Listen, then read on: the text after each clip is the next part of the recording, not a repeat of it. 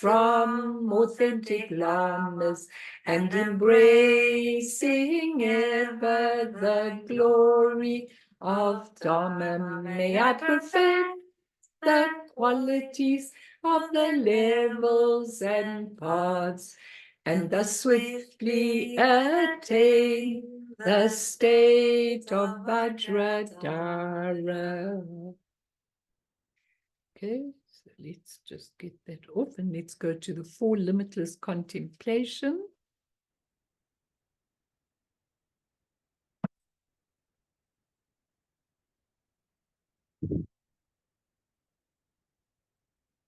In English, very important, all 4.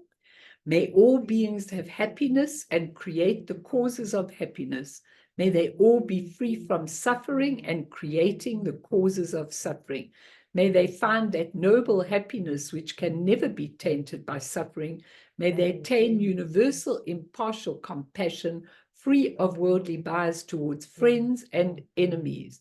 Sem jendam je dewatang dewe jutang den pa jutik dungal tang dungal chichutang trawau Trawarajute. Let me start again, sorry. Sem jendam je dewatang dewe jutang den ba jujik dungal tang dungal chichutang trawajuchik dungal mepe dewa tampatang minrawajuchik nering chaktang nitang drawe tang nung chempolani pa juchik. So everybody, those 4 contemplations are really important as well, because they give you all that you need. We should actually do one whole teaching on that, because it's really it's a very, very powerful teaching. Some people just use that as a full practice. And there are lots of things you can use as a full practice. And that's where your individuality comes. Nobody must bulldoze you what you have to do. You have to do what you like. And today is the last session that we're doing, how to use our unique individuality with our Buddha nature. Why I wanted to do this in the first place was because we always told that individuality is associated with ego, grasping, I, me, and we immediately told, that the Buddha taught that there was no self, and that the self was made up of form, feelings, perceptions, habits, and your ordinary consciousness. And we believe that. So we taught right in the beginning of Buddhism that none of that, there is something there, but none of it's permanent. And so therefore, your most important thing is to become more selfless, less individual, not less individual, that's not even the right interpretation, but definitely less ego, less I, me, myself, and all of that kind of thing. So what we've been doing is that we look at individuality in a different way. We're putting it together with Jung's individuation, which is a lot deeper than just your individuality, which could get hooked into the I, me, ego grasping. But the individuation is very similar to the Buddha nature.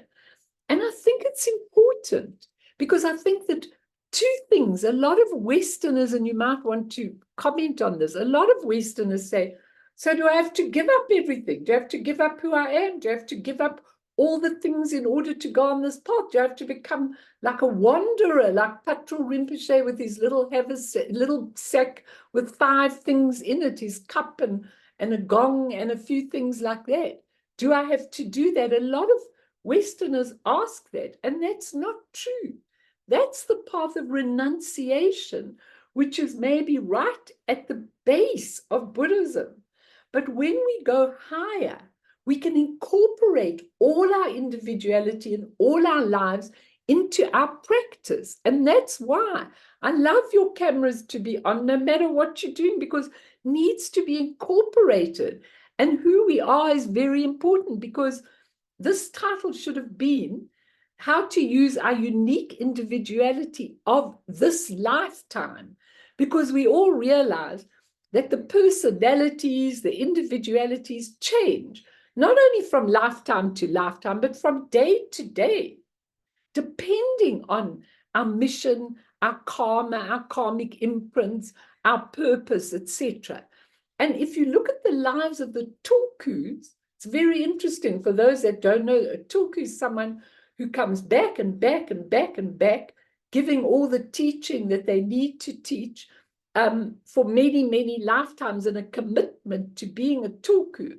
Now, it's very interesting because the tulkus have unique individuality. Each lifetime, they come back as someone completely different. And like the Karmapas, I know that whoever met the 16th Karmapa said that he was this charismatic, whoever was there was drawn to him. And this Karmapa, I personally, I mean, this is my own personal individuality, found him quite intimidating in a certain way, which is good. Maybe I experience him like that because I needed to look at, I was in retreat and he was right there and he seemed very powerful, but very unamenable. But then later, when I saw him at various places, I went up to him and he knew me every time. And, it was different, but the personality of the 17th Karmapa is very different to the 16th. And I was very friendly with a girl in retreat who was a great Kalu Rinpoche disciple. And Kalu Rinpoche was this amazing master, this amazing Kaju master. And I remember her telling me it was so beautiful that a few of his disciples said, when you come back, see that you're good looking, because the Kalu Rinpoche was not as good looking as, I think once you look at a face, it's beautiful if it's got beautiful spirituality, but apparently they said that. So he came back again, the next one, this hunk of a beautiful guy, and this girl in retreat was telling me about him. But unfortunately, having that, he got hooked. He actually went on drugs at the beginning of his life, was absolutely pedantic master who was, who gave the teachings in a beautiful way. So I remember when he was a little bit older and he'd gone off the drug, she went to Taisitu Rinpoche and she said, please, can I go back to France to Kalu Rinpoche? And Taisitu said, not yet. Okay, stay here, not yet. So it's very interesting what happens to the individuality, because here he came as this hunk of a guy born in the West. And obviously, as a lot of them do, they get hooked into some of our ways rather than other ways, and they have to go through learning to give up a lot of things. So Akon Rinpoche as well, if you went to Akon Rinpoche, many people were scared of him. Okay, I was a little bit scared of him at times, but he was so wonderful to me and so compassionate to me. And I've seen him really be angry. I don't know if you saw him in various guises, Denny, but I saw him really be angry with some people for what they had done. But he was a man of few words, and that was the personality. Now I'm really looking forward to seeing what this one, who must be about, I don't know, probably 9 years old or 10 years old now, what kind of personality is going to come back with. I'm just giving you this to give you an idea of how you are if you're withdrawn, if you're more of an extrovert, if you're more of a teacher, if you're more of a doer in the background, if you're more of someone that prefers to not be in the limelight. What we do changes in every lifetime. But what must be remembered in this whole individuality story, which is really, really important, is that the more the individuality or the personality, etc., aligns with our true natures rather than worldly allegiances, the closer we become true to our real beings. But the individuality is for the sake of all the beings that you teach and you're with and everything else. I mean, and I think it is. I attract a certain kind of people to my groups, and some of the people who I know in, who I really know well in all the Buddhist circles that I've always mixed with over all the years and everything, they wouldn't ever come to me.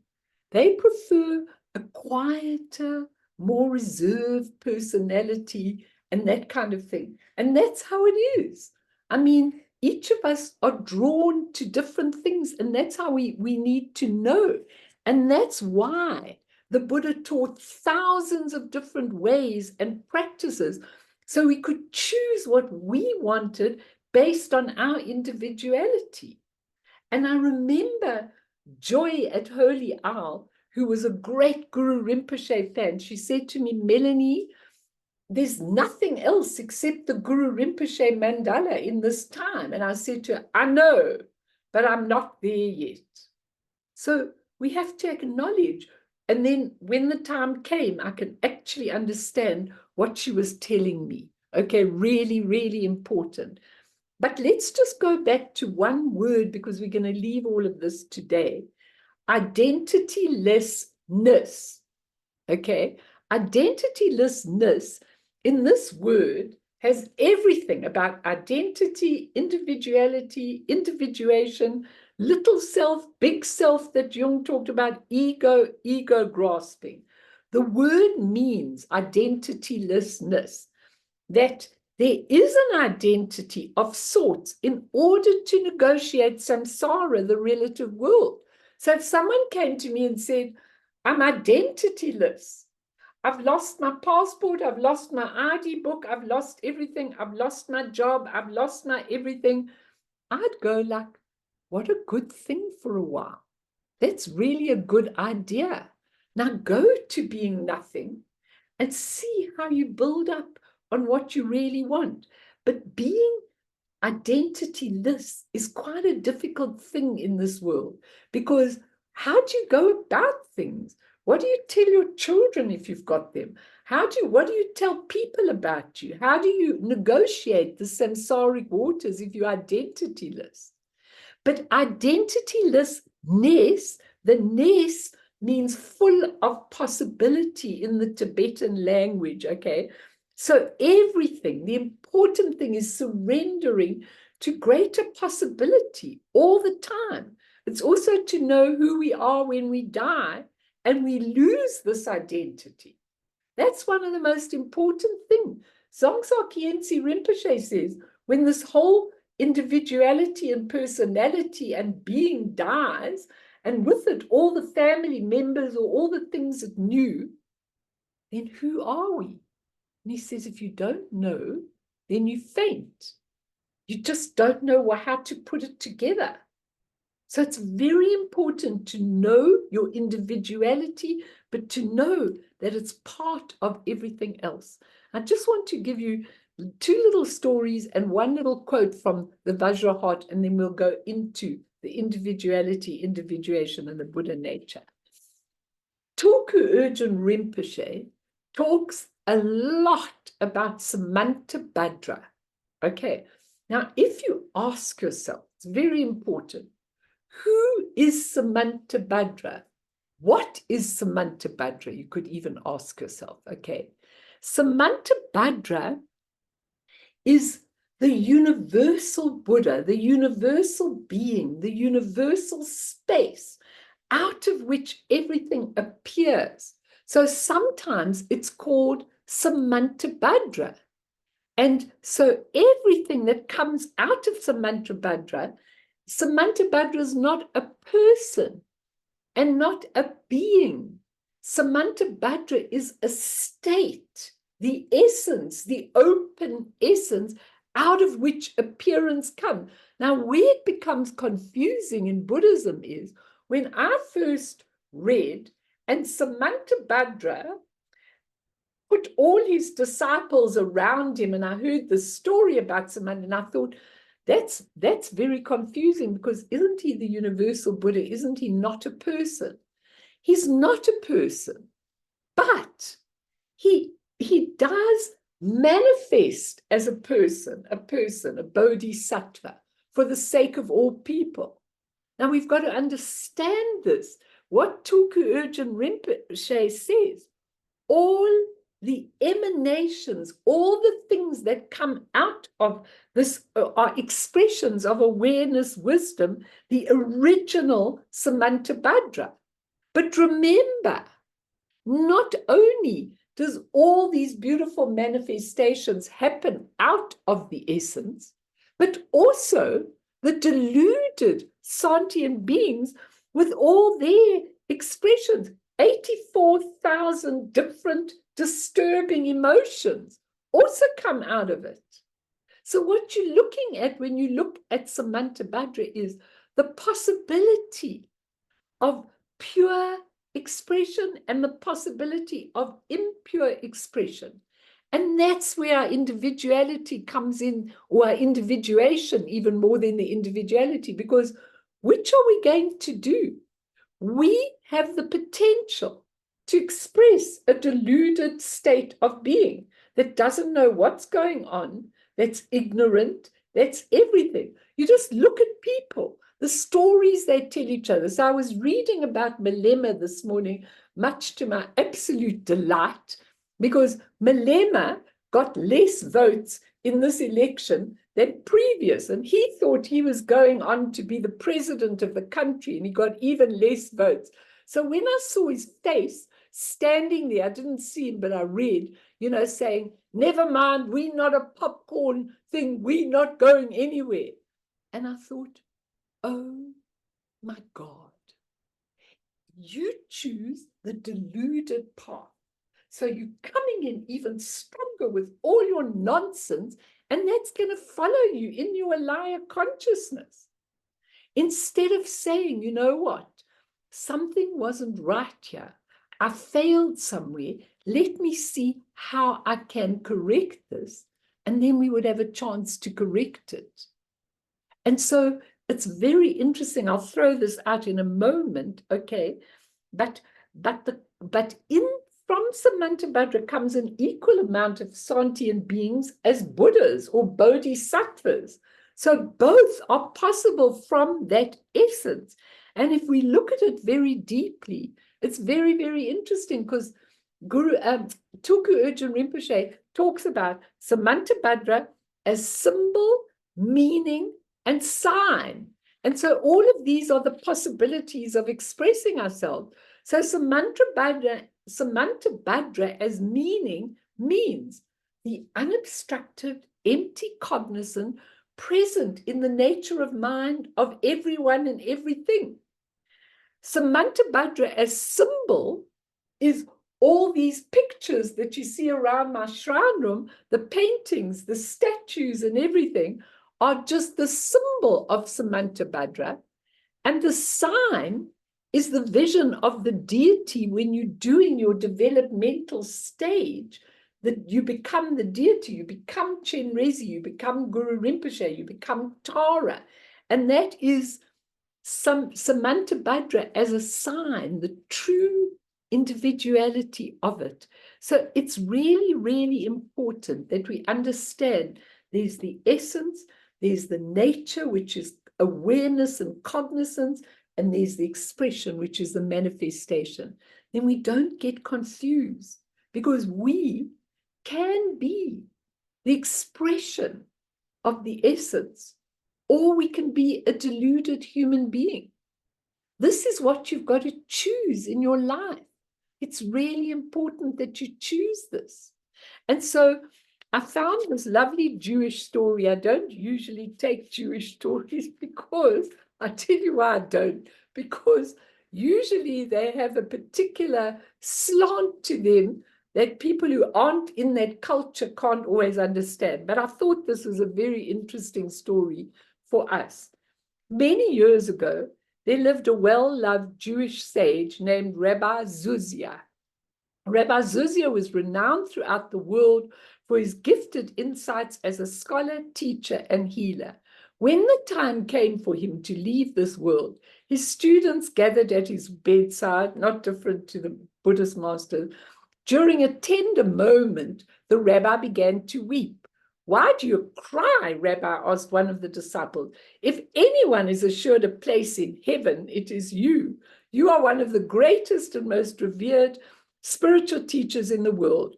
Rabbi Zuzia turned his head softly to the one who spoke and looked at him in the eye. His gaze was piercing as one who could see through this world to another. "I will tell you why I weep, my dear one," the sage replied. If when I approach the gates of heaven, and that's how it's explained in Judaism, the angel who meets me will asks, why were you not a Moses? I shall answer with conviction, because I was not born to be a Moses. And if the angel challenges me, but neither did you perform the feats that Elijah did, I shall firmly respond, my mission was not the same as the one Elijah was sent to accomplish. But there is one question that I fear being unable to answer, and that is, why were you not a Rabbi Zuzia? Okay, so if you look at all of yourselves and you ask yourself, why was I not the person who I was supposed to be?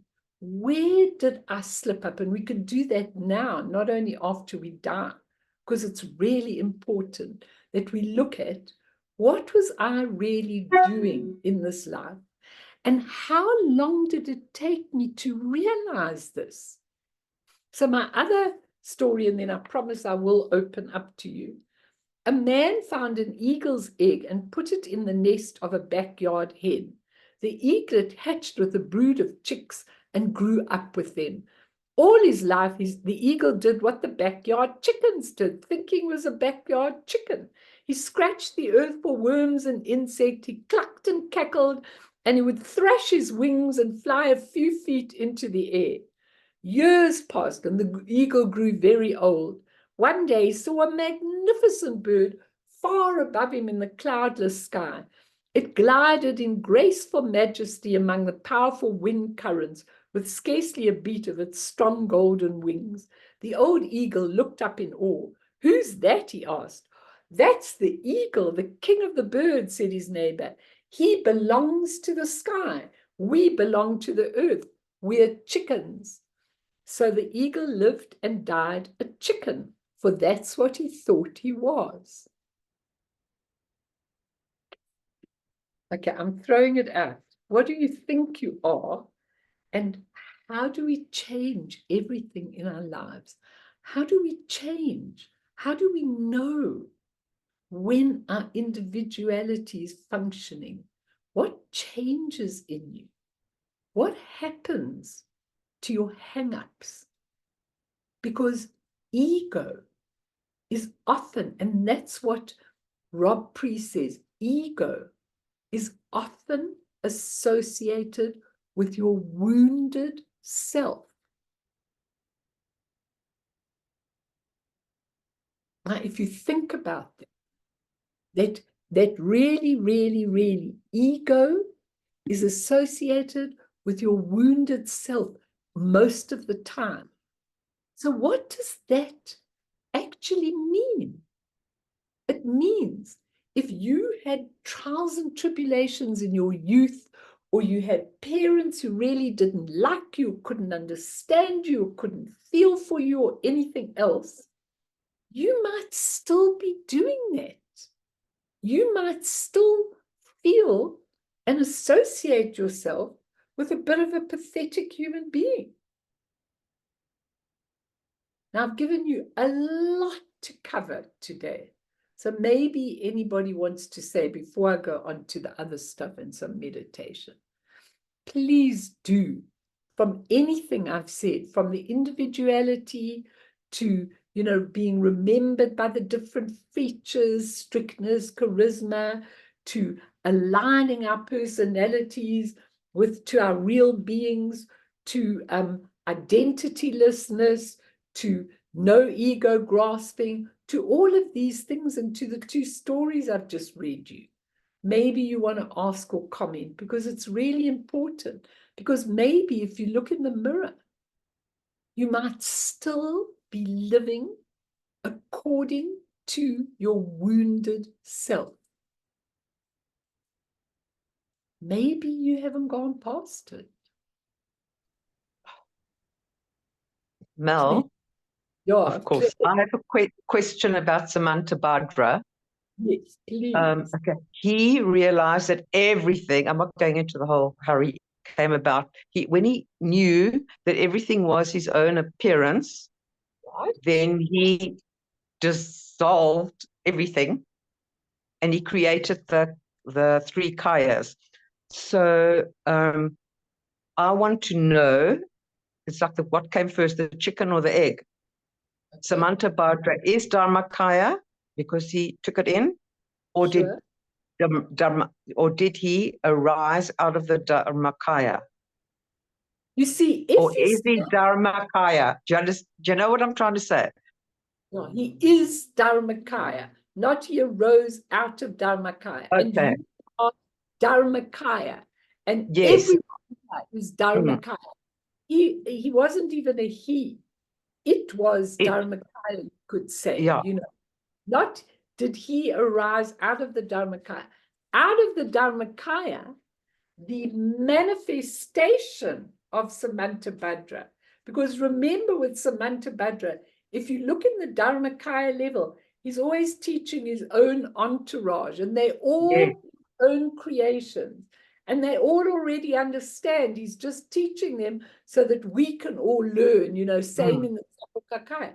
But no, he definitely is Dharmakaya, not he arose out of Dharmakaya. But the Bodhisattva, Samantabhadra, which is another whole Yes.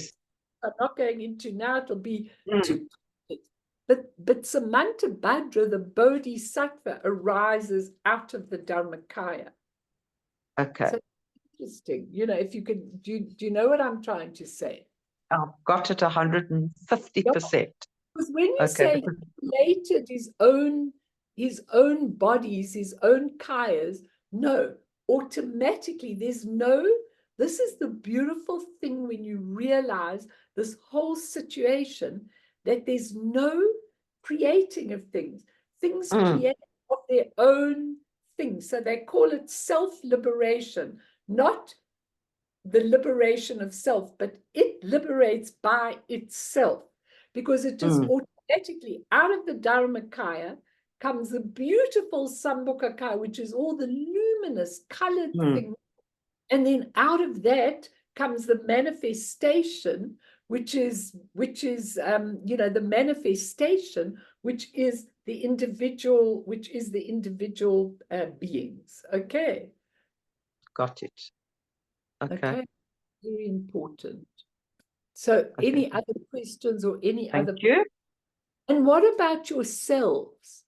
I mean, how do you feel about yourselves? I mean, do you think that do you ever get that feeling that you are so much more than what you're putting out? Oh, I know you do, Ego. You've told me that you do. You do. You feel like when you connect to that real being inside you, it's way beyond this individual life. You just feel it. It's like over the months of this year and last year, slowly, I sometimes have a feeling. And when you have that feeling, you're so right where you are. You're just so right where you are. It's absolutely amazing, you know, because you connected with that true nature.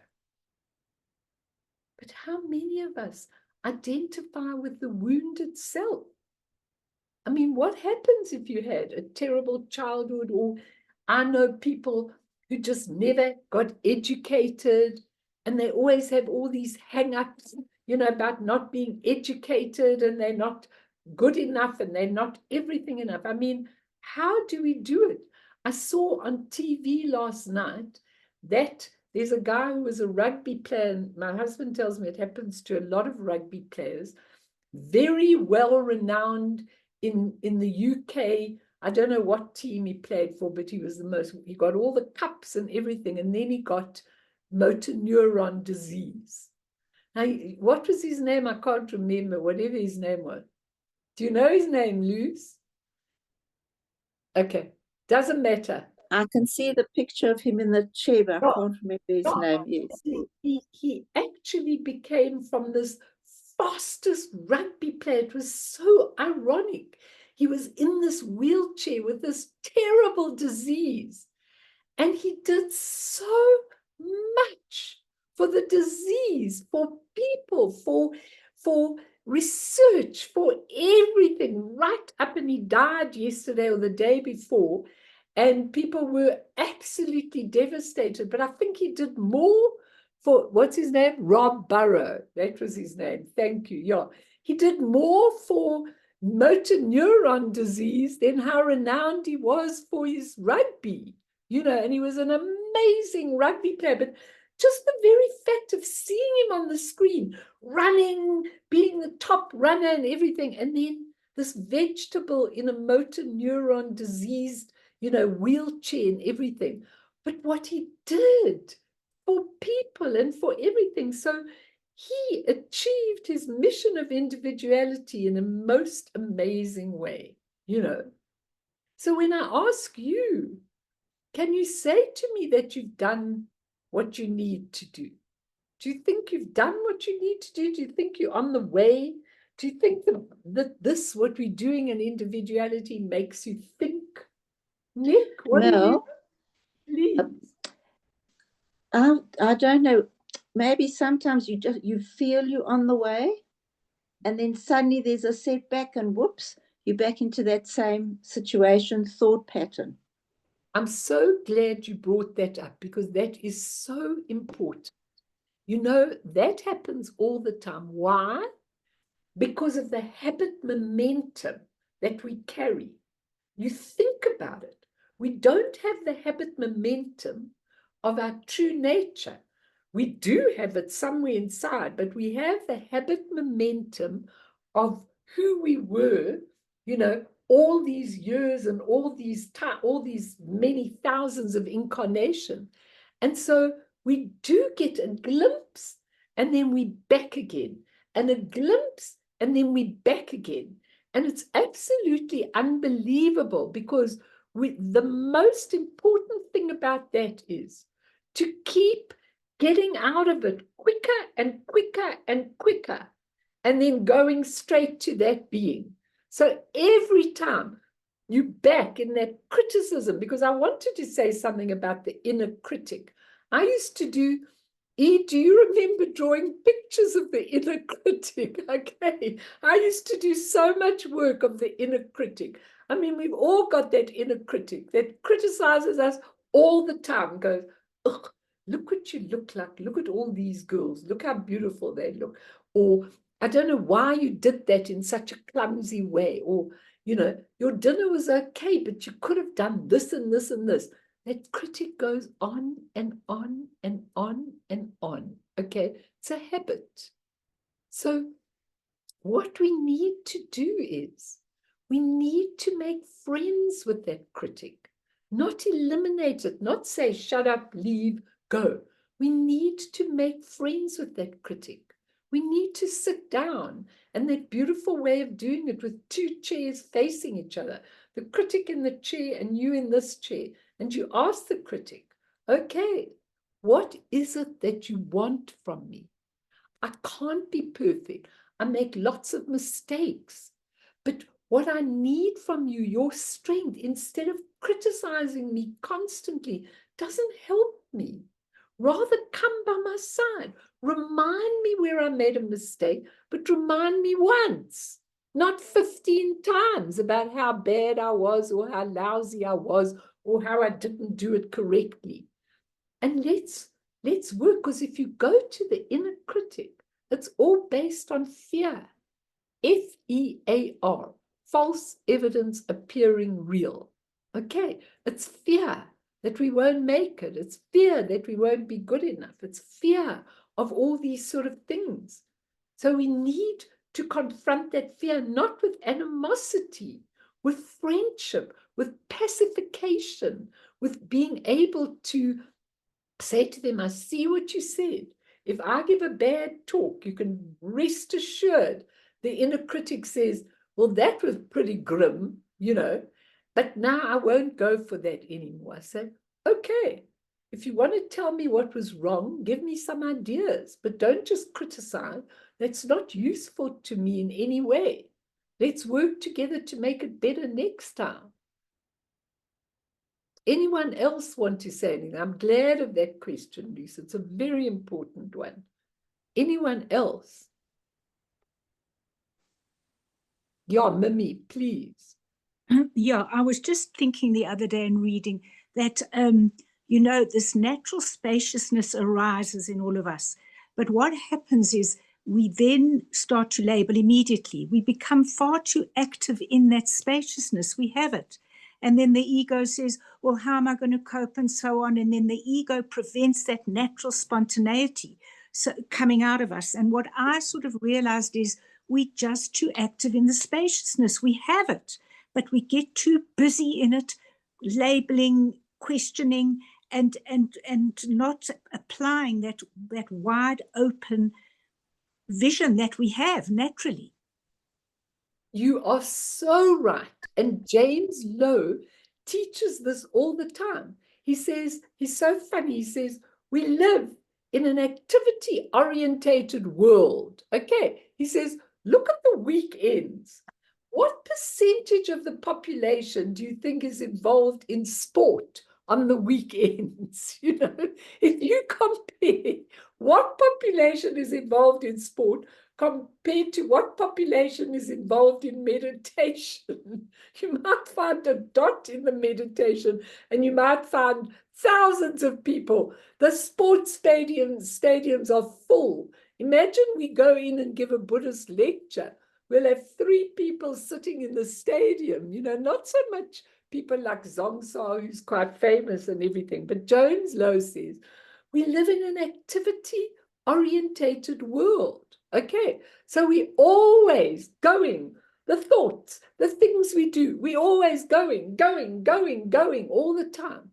So I think, Mim, the way we change that is we can't help that we're living in a world of, we can't help that we're living in a world of activity, but we can keep going back to the spaciousness until the spaciousness becomes as much of our life as does the activity. And remember, it's not about the thinking. It's not about the doing. It's about the attachment to the doing. That's where the problem is. It's not about if you've got lots and lots of thoughts. It doesn't really matter. But if you go to the thoughts, pick them up, dissect them again, analyze them again, that's where we run into danger. That's where the ego grasping comes in, not the individuality. So I think it's just called mind training. I think it's just keeping going back. Yours and Lucian's question. It's just keeping on going back, never, ever, ever giving up. That we keep going back to what we are and who we are. It's very important, this, because there are lots of questions arise for all of us. But I want you to do a little meditation on this, and then I'm going to give you Rob Priest's stuff. Just take the rest of it so that we can really learn from it, and then we're going to dump it. And maybe I'm going to go on to a heart teaching of death and dying next week, perhaps, but a heart teaching, not all the details, just what it really means, which is really important. Okay, so let's do a little meditation. So I want you to breathe in and breathe out, and always come to the spaciousness, remembering that the past is gone, the future hasn't been made, and this moment is not the only moment. We want to go past this moment because a lot of people in the mindfulness movements talk about the present moment, the present moment, the present moment, the present moment. And some people grasp onto the present moment and never move beyond it. So 2 moments later, they're still on that present moment. We just letting everything be, even the present moment, and just being in the spaciousness. If you don't need the breath anymore, then leave the breath. You need the breath to help you concentrate, and use the breath and keep coming back to it. But this is our starting point, not only for meditation, for our lives. So if we're in trouble, if we're in a terrible situation, if we've gotten robbed, if we've gotten raped, if we've gotten wounded, if somebody is really after us or anything like that, this is where we go. And if your day is getting hassled and you're too involved in activity, then just stay for a moment in the spacious, open nature. It's blue in color, the most vivid blue, bluer than the sky. It's so deep, that blueness, that it's almost mind-boggling. And when you sit in that openness, everything comes to you naturally. So when you're in trouble, and when you're in woundedness, or when you don't know what to do, just let the balloon go and come to the spaciousness, because out of spaciousness will come the solutions. They're not solutions. They're just the natural beauty from Samantabhadra. And if we don't pick up whatever's happening with Sem, our earthly, human, intellectual mind, then the right thing will be able to pass and come to be. So always remember, this is your point of entry. It's your point of entry when you die. It's your point of entry when you're in trouble. It should be your point of entry before you even watch television. It should be your point of entry when you're about to do something. Just a moment to become aware. One moment. And then into the activity. Now, what I want you to do today, I just want you to see you as an individual in this life. Maybe some of you know previous lives. That's fine. Just take a look at your manifestation. Just watch yourself walking. I always think of it walking along a path. You're just observing. Observe the walking stance. Are the shoulders back? Are you round-shouldered and scared? Is your steps tentative? Or are they sure-footed? Watch. Don't assess your life intellectually. Just have a feeling, a gut feeling about your life, your families, your relationships, your Buddha Dharma, your pathway, profession, your interdependent relationships, your mission, if you did have one. What's your mission? Just look at that individual person. Don't grasp, don't criticize. Just watch her as she goes about her business. See whether it's calm, cool, certain purpose, or whether it's often ambling around like the chicken scratching in the dirt, never getting to where you're going, always putting off what you have to do. never feeling confident. Add to that individual your spiritual life, how regular it is or how irregular it is,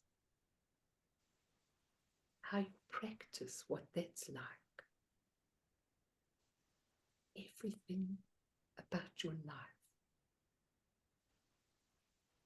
Always being in touch with the spaciousness of your true Buddha awakened nature. You're not assessing it. You're not criticizing and condemning. You're just an observer, like an old man watching children at a bus stop. He's not intervening. He's just watching them play. You're watching yourself.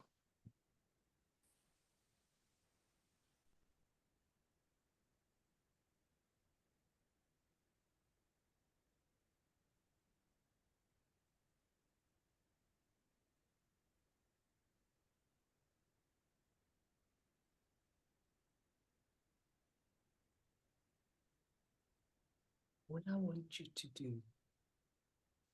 is link your Dharmakaya, which is your spacious, absolute emptiness, with that individual.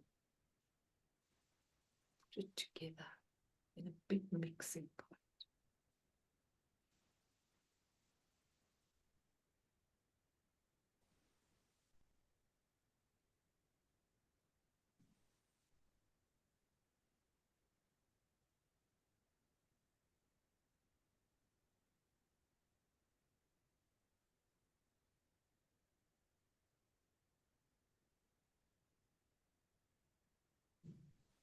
Do that little exercise a few times in your life.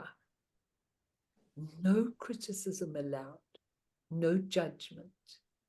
It's not what it's for. It's to connect you with your true nature so that that can play through that, which is really important. So what I want to say is when Rob Priest talks about individuation, he says, Jung used the term individuation to denote a process of becoming a psychological individual that is a separate, indivisible unity or whole. He says, but what it means is to be able to actualize our innate capacity to live as a unique individual, but not separate from others. It's such a funny thing, you know, you can tell if your individuality is separate from other people. Last night, I got a desperate call from someone, not a call, a text from someone who never asks me for anything. We sometimes chat when I see this woman, but she never asked me for anything, never has expressed a need to come to my Buddhism or anything like that. But last night I got this text, I need you, Melanie. Okay, so what had happened was she'd been diagnosed with something in the lower abdomen and needed to go in for a biopsy or whatever today. And this is what she said to me. She said, I can't help. My mind is just going round and round and round with all the things I'm going to get through. I'm already having radiation and chemo and all that kind of thing. She said, I'm going to phone you. She said, don't give me anything to read. I can't read now. I said, I'm just going to do one thing with you. I know you're not a Buddhist, but I'm going to send you the medicine Buddha. And I want you to take the blue light of the medicine Buddha and I want you to play it. The song will play, and all you don't have to do anything, just put it all into the area of where you are and let it calm your whole being. And every time you go down the negative road, pull it back. Anyway, to cut a long story short, it did work very well for her. It really did. But for me, and I said, what time are you going in? She's going in early in the morning. For me, there's no separation from her and me. That's how I feel. Doesn't matter if it's 10 o'clock on a Sunday night. Doesn't matter if it's my early morning routine. I will carry her today right through the day all the time because I'm not separate from her. I could be the one doing this tomorrow morning. I don't know. And so when you use individuality that separates you from people, that you are this outside force advising and helping someone else, then you've missed the point. Okay? Because actually, every single pain, and I'm not talking about, like, even if it's your child, of course you feel that, but I'm talking about humanity, animal life, ants, insects. If you are separate from them, then you haven't understood the idea of the true nature. It's really, really important because she is me today. Okay, I've got her in my head even as I'm teaching you. She is there. Just the fact that she could reach out to me is so wonderful because maybe that'll connect her with me, and then maybe she'll go on to a journey which wouldn't make you so terrified of cancers and things like that. If you had that connection, you could go through it very easily. But when we get confused and the distinction emerges between an ego identity, even that identity as Rob Priest, that's helping and serving, as he says, if it's a separate identity, it's not individuation and it's not your true nature.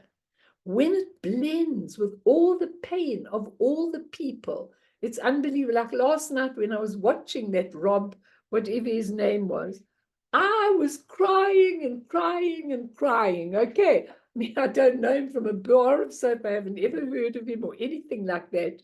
But it's really important, you know, when I saw how the universe works to take people from the greatest sportsman into a wheelchair, for what?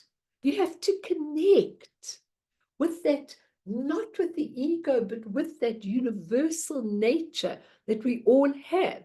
And then we get it. Do you all understand what I'm saying? It's like really, really important. And as we individuate, what Jung taught, Rob Priest says, we grow to recognize our individual relationship to a universal wisdom that has a unique expression because of our particular personality. To individuate is to expand the boundaries of individual identity and personality and be rooted in an inner sense of totality. Okay, that's what Jung called the big self. It's in connection with absolutely everybody. And if you feel alone and isolated and separate from everybody, whether you're going through a good time, whether you're helping people or not, that's not it. Doesn't mean you're not doing good work. You may be doing very, very good work. But I always think to myself, you know, when somebody phones me for a bereavement, and, you know, sometimes when it's a really tragic bereavement, like I used to be very, very friendly with one of the cashiers at the spa up the road. Eventually I stopped going there, but I used to take her out every Christmas lunch, and, you know, we were very, very great friends. And now she's still working there after all these years. If she sees me coming there, I don't go there that often. She runs after me. So the other day, a couple of weeks ago, she said to me, Melanie, and she said, my son is so ill. I don't know what to do. She told me, and I said, write his name down. I'm going to really pray for him as much as possible. So she gave me that. Anyway, she saw my husband the other day, and she said, she ran out of the shop to him, and she said, please tell Melanie that my son died. Okay, I've got to go there later. got to go and find her and help her in some kind of way. She really wanted me to know. But her loss is my loss. I cannot tell you what pain I feel about this loss. I loved her so much. She loved me more than life itself. You know, if I ever came in the shop, she'd run out, she'd dump the people and come and help me, you know, with whatever I wanted or whatever. But, you know, her pain is my pain. That's how you can determine whether you are using your Buddha nature, because your Buddha nature says everything you're all going through is same with me. There's no separation. The wisdom of equality says that everyone has Buddha nature and we all the same. We're just expressing it in a different way. I want you really to understand that individuation never shuts the world out. It retains a unique sense of self, which Buddhism never talks about. Okay, but I'm talking about it here because I think it's really important. It has got a unique sense of health, but it's whole and it's together with all the beings that are there. And it's quite important because we're no longer caught up in the need to conform and be part of the collective consciousness. Okay, we can be what we want. Now, this is really a very, very important thing, because when the Buddha left home, okay, the Buddha had everything he ever wanted. He also was going to be given the whole kingdom to govern. So he would have been able to do amazing work. Instead of which, he left contrary to the expectations of the people. That's why he left secretly. His parents, his father would never have let him leave, neither would anybody else. And a lot of people would have criticized him and said, he just left all the things that his father wanted. He also left his group of five people that he was meditating with when he found they were too limited, his 5 companions for him. So you have to have the guts, the courage, the wisdom. And how do you, to be able to walk out of things that don't mean anything to you anymore, but yet not incur karma and hurt to the people that you leave? How do you balance that? Because it's really, really important, because you have to remember that your family and the people you are born with and the children and the grandchildren and anything you have are really your particular karma. So sometimes when you say to your family, listen, I don't want this anymore. I'm going on a retreat. I'm going here. I'm going there. It can be devastating for them. And I think you have to, this is what I think, because when I went on that long retreat and I left, I mean, my children were already grown, but when I left and went on the long retreat. I can't explain it to you. There was no thinking about it before. It was just one day, I just said, this is what I have to do. I have to stop teaching at the center, I have to stop counseling, and I have to go. And when I look back, that was totally without any logic from me, because I was absolutely sure when the thought came to me and I went and expressed it straight away, I was absolutely sure that my husband would say, well, if you go for all these months, then don't come back. Cheers. Yeah, I thought he was going to say that. Now, when you are in touch with that higher nature, when you are doing it because it's going to really benefit a lot of beings, he said to me, what is it that you want? And I said, I want to go to India for 6 months. And I was absolutely sure he'd say, take your ring off and go for as long as you want. He said to me, okay, I'll sponsor you. I mean, I nearly fell over the bed backwards. Okay. It was because it was in harmony. At that particular point, if I had done it 3 months later, 3 months earlier, it might have had a different outcome. But that moment, when you know that those moments are the moments when you are in touch with your true nature, then it always works, okay? And when things go wrong, I mean, when I was on my way there, and I'd given up my practice, I'd given up my counseling, I'd given up the teaching, I'd left. You know, some of you were there when I did that, and I was at the airport. My stomach was in this total knot, you know, and I was already starting the doubter. And then I got there, and 4 days later, after I got there and I cleaned up, I was kicked out. So, you know, I was kicked out because there were no permits at that time. But it was all absolutely right. Now, if I hadn't have gone on that retreat, I would never have got the Dzogchen introduction that I got from Taisitu Rinpoche. And if the people hadn't been picked out with their permits, all the Westerners, I would never have got hours and hours with him. Never, because he's much too busy. It was just at that time, everything was taken away. It was like the universe said, yeah. And when I tried to go back for a month and get the same, no way, okay, no chance. But that time was when I needed to, in my life, to take a change and go in another direction. And that was maybe the most important thing I ever did in my life. So what I'm saying to you today with this individuality is, don't start creating your own stuff from Sem, your human mind, because that is not what we're talking about.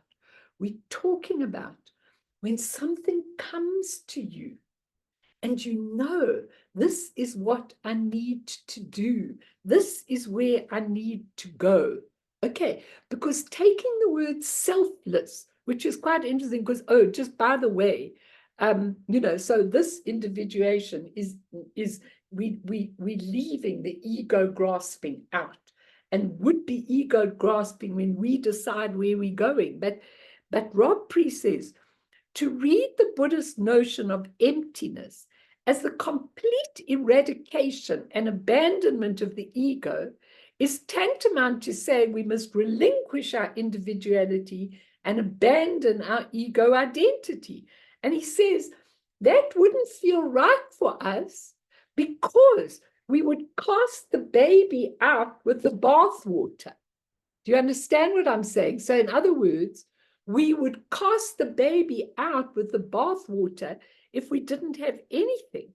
So being selfless, I prefer the word selflessness because then it's full of possibility. Selfless is like identityless. It's really difficult, okay? But selfless in this world is difficult because how do we become selfless? I think when you start becoming selfless, it's when you are, you're not grasping onto the ego, you're not concerned for yourself, but I think it's when you drop the self and you are in touch with everything that is around you. I think that is when you do. So you can still have a relatively stable sense of identity, while at the same time you can be quite selfless, okay? But we have to really be careful that ego grasping is not onto a wounded sense of self, what I did earlier, which is really important. Because the Dalai Lama himself once said, Rob Priest says, that a bodhisattva, okay, a bodhisattva needs a strong ego to take on the responsibility of his or her journey.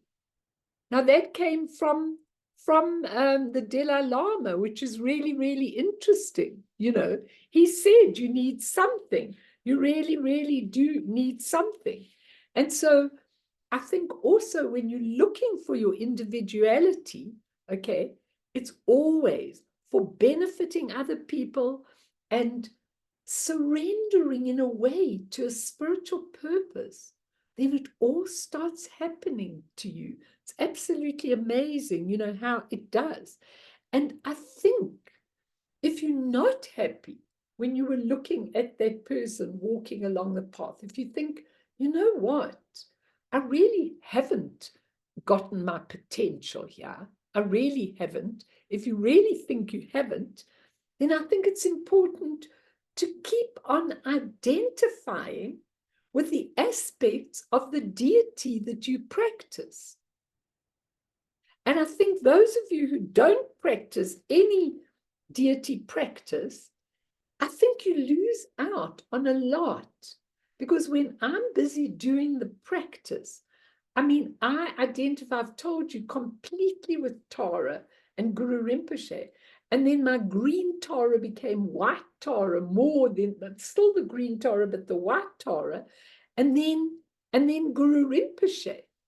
And when you've got that, when you've got the being, some people are just naturally Chenrezi, who's full of compassion.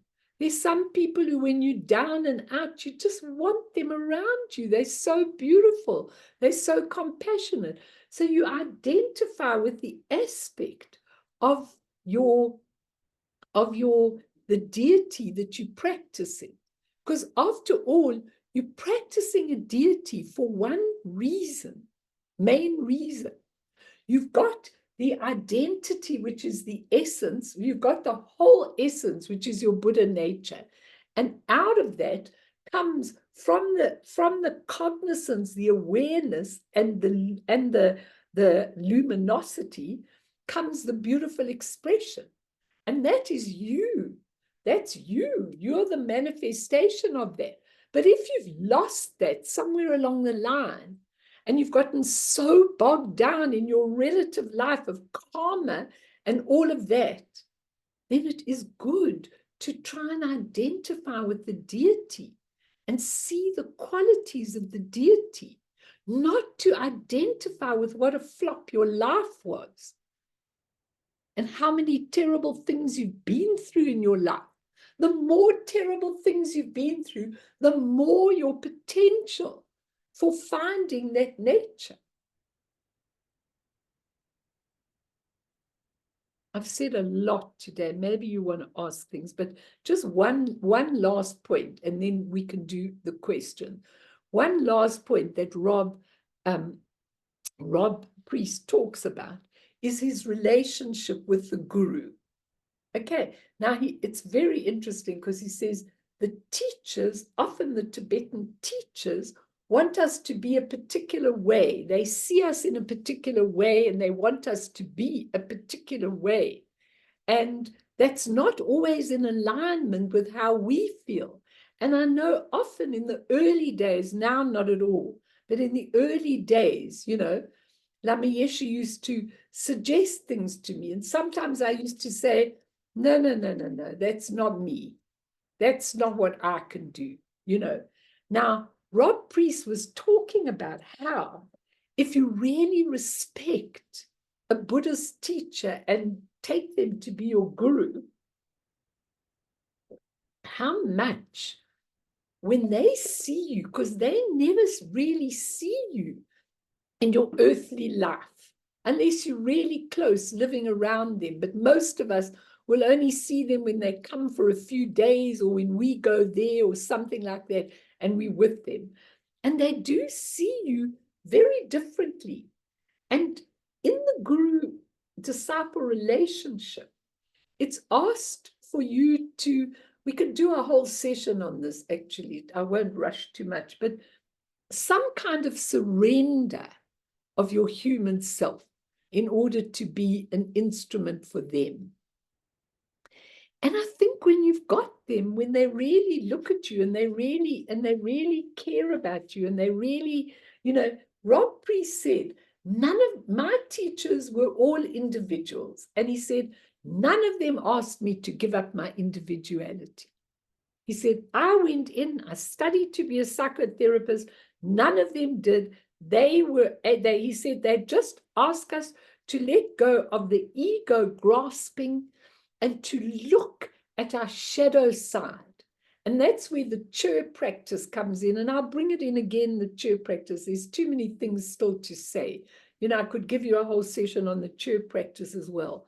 But our shadow side, when that dark side, that critic, that dragon, that I'm not good enough, all of those things come up. You know, I need to be perfect, all these things. We need to really confront them. And we really need to see what are they telling us when we find our individuality.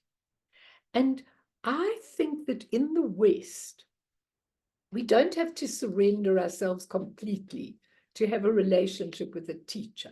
I think I really have kept my own individuality while really being very grateful and very, you know, very, what can I say, polite and giving the best I can to any of the teachers that I had. I mean, when I look back at what Akon Rinpoche gave me during his life, sometimes I just, my whole mouth gapes open. I mean, when I think of the things that I have been given in this life, like when I really was ready to do the Nondra, and Rob Nairn took me to Akon Rinpoche, it was 10 o'clock at night. And he said, Rinpoche, you said to bring Melanie so she could do the Nondra. He said, do you want to just do a general empowerment for her? Or do you want to do all four? He said, all four. This is 10 o'clock at night. And I mean, he went on until about 11:30. I was falling asleep. And it was deep. When I just think of all the energy that went in to putting it into me alone, when 1,000 people could have had that empowerment from him at the same time, he gave it to me individually. Okay, I'm so grateful, but he probably was able to see with his clairvoyance and see that I would be teaching and that I needed to complete this Nondra. You know, he could see all of that. He could see ahead of time. He told me you have to teach. When I went to India that time, I saw him just before because we were going to London. And I went to him at Sammy Ling. And he said to me, I'm going to give you this Tara picture. Take it with you on retreat. It will give you everything that you need. You know, he'd give me things like that. He'd come in here, he'd support me, he'd do, you know, when I look back, I never had to give up my individuality, but these masters, you know, some of the things that Lama Yeshe Rinpoche did for me, they were absolutely amazing. So yes, you have to have a surrendering, and we can do a session on the guru-disciple relationship if some of you would like that. But Sorry, Mel, can I just say something? We started, when you started the group, I know Mim and I came to you, and then I think Akon Rinpoche was coming, and you said to us, we said, what should we do? He said, you said, do all the empowerments, every single one. I didn't say one or two. You said, and it was, thank goodness for that. because we didn't That know was, yeah. Yeah. And all of us should do whatever we absolutely can, because it's so important, because we don't have in South Africa the lamas around us. I mean, Lama Yeshe's been here and it's amazing. You know, I actually use Annie Lama even more because Lama Yeshe hardly talks anymore, which is unbelievable. But when I look back at the years of meeting him on Holy Isle, and what he gave me when we used to go for these walks, what he poured into me and everything. And then I used to tell everybody, because at night, he was really willing to go for tea at night. We all went in, and he'd always say to them in the kitchen, what did you bake for all my pupils? You know, always you had to eat. He was always giving you food, even if you didn't want food, you wanted spiritual food. And we used to sit there. And I used to walk around quickly to people that were there, people I didn't even know. And I used to say, don't ask questions, Because if you start asking questions, all your little things and all your little personal, you'll never keep him here. I said, I'm going to ask universal questions, and then you'll keep him here for a long time. If someone interrupted, then you used to say, okay, bedtime, and off you went to bed. I knew exactly how to, I used to say to him, tell me about your dark retreat. Tell us about this that you did. Tell us about that you did. And then did you go a few times, Mimi? And he used to tell us all these things and give us all sorts of things that, I mean, I was so lucky to actually have that. But people don't know this. You learn to read the teacher so that you can get the maximum from them, and obviously whatever you get goes out to other people. So let me open up just for 5 minutes of questions, because the church is... Sorry, I have to go. Thank you. But the shadow and the inner critic and the chur and all these sort of things all come into the individuality. But I think that's enough on the subject. I think I give you enough of it. Does anyone want to ask or comment, please? Anything? I'll say something.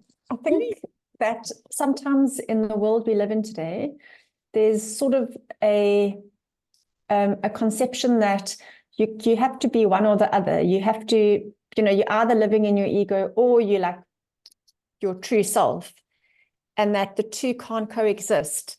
Almost like you've got to get rid of the ego and then the true self can emerge. People see this like split. And I only say that because I think myself, I used to even think that. I think it's quite a prevalent misunderstanding. And certainly just for myself, having learned that these two things can coexist. So you can have a day where you are very much in your ego, but then you have these moments of like, your true self or light or whatever kind of coming through. So I just say that almost as an encouragement, because I think it is good to know that, you don't have to be perfect. And even if you are still very stuck in your ego and your habits and everything else, you can still allow that other part of yourself to come through. And they're not separate parts. It is the same thing. It's just, sort of like the onion layers that we peel off around ourselves. And at some point, that true nature becomes stronger and stronger. And the ego, which are essentially the chains that sort of clouded over, become weaker and weaker. So it's like a dance. I think as we evolve through time, I suppose. I think that's absolutely true. And also to add to that the people who think that you have to give up everything and go are often phony, as you said, and sometimes if you phony, a lot of people think this is how you have to be if you're a Buddhist. You don't raise your voice, you don't shout, you don't do this, you don't do that, you don't do any of the human things, you give them up. Not one bit true, especially for us in the West. But the most important point here is, because a lot of people, and I see it, you can feel their phoniness when they follow the Buddhist path and do everything the Guru says and everything, but you can't feel their compassion, their understanding of it. When you go to a person, you've got to feel that when you see them. And I think it's really important that we do what we want. But, for example, do not think that I don't scream at my husband, okay? But I've got to say, and so does he scream at me, but I've got to say that when we do have a fight, it lasts for about 1 minute, okay? We both say what we want, and then afterwards, it's gone. There's no trace of it. That's called your grasping. You are true to yourself, but you're not grasping onto negative things or what people say or how they say it, or this one offended me or that one offended me. You can see it and move past very, very, very quickly. It's really important that.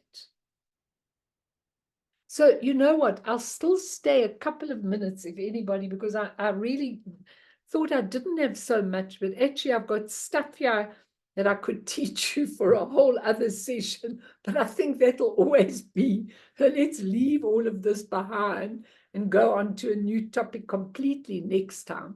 But I will stay if anybody wants to ask, but just let's dedicate. And let's really, really dedicate to all sentient beings. Let's dedicate to our land, South Africa. May there be your discerning wisdom, please, Guru Rinpoche, on this land. May coalitions, I know what coalition I'd like, but I don't know whether the Black people of this country would like it. But may this country come to be serving its whole population. May there be light in all the lands. May there be peace in the Middle East. We dedicate for all of that. May the hostages come back. May the Gazan people have a rebuild and a home and a two-state solution. May Ukraine end the war. May all the negative beings fall now and be able to allow people to be free. And we dedicate, if there's anything in this teaching, for all sentient beings and all the animals and everything else. Through this merit, may we achieve all-seeing Buddhahood, and thereafter, once all harmful enemies have been defeated, may all beings be liberated from the ocean of existence, stirred by the waves of birth, old age, sickness, and death. Sonamdi tamche zipane topne nepe dranam pamshene jegana chi balap trupaye sipe sole dua dro warsho.